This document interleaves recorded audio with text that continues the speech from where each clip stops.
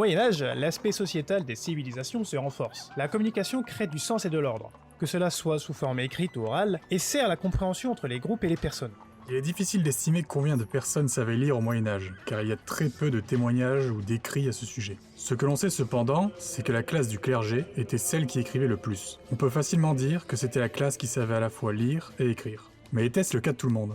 Effectivement, certaines personnes savent lire, mais pas forcément écrire. Il y a bien des personnes qui utilisent l'écriture, mais ne comprennent pas celle-ci, c'est-à-dire qu'ils connaissent la signification de mots ou d'expressions écrites, sans pour autant savoir les lire. C'est d'ailleurs pour cela que dans toute l'Europe moyenâgeuse, les crieurs publics ont commencé à avoir de l'importance. Ah, sensationnel aujourd'hui, effroyable incendie. Présents durant l'Antiquité essentiellement en Grèce, les crieurs publics se sont multipliés dans toute l'Europe à partir du Moyen-Âge. On pense qu'ils étaient de simples exécutants en service du pouvoir. Les crieurs publics du Moyen-Âge montrent surtout que les métiers de parole ont une très forte influence dans une société avec un fort taux d'illettrés. Le problème de nombreux États est de descendre l'information de façon claire et rapide. Que ce soit les textes de loi ou les informations royales, telles que les naissances, ces textes sont diffusés par messagers à cheval ou pigeons voyageurs, puis annoncés par la crieur publique dans les rues de chaque ville.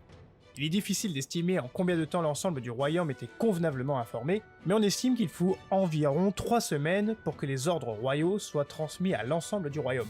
Le frein à cette diffusion est, dans un premier temps, lié au nombre de langages parlés sur le territoire. Si l'on prend la France par exemple, il existe de nombreux langages, du picard au basque jusqu'au breton. Il faut attendre 1539 et le roi de France, François Ier, pour que le français devienne la langue officielle en lieu et place du latin, mais aussi des dialectes et langues régionales.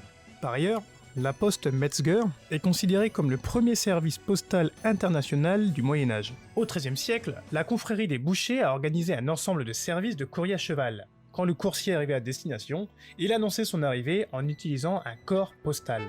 En France, il faudra attendre le XVe siècle pour que Louis XI crée le relais de poste. C'est à cette même période que Gutenberg va améliorer l'imprimerie en 1454. En effet, avant d'être redécouvert puis amélioré par Gutenberg, la Chine avait déjà connu l'imprimerie. L'une des grandes inventions du grand empire chinois consiste en un système permettant d'imprimer par le biais de matrices en bois sculpté.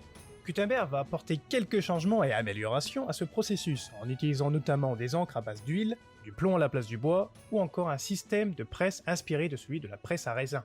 L'imprimerie fait partie des inventions qui feront changer le monde. Elles amèneront vers l'époque moderne où la communication de masse sera facilitée.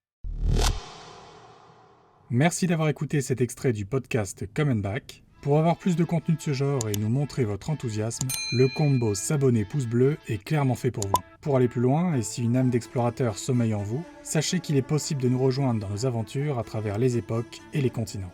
Pour cela, rien de plus simple, rendez-vous sur l'une des plateformes affichées ou encore sur nos réseaux sociaux. Le tout est bien sûr en description. À plus!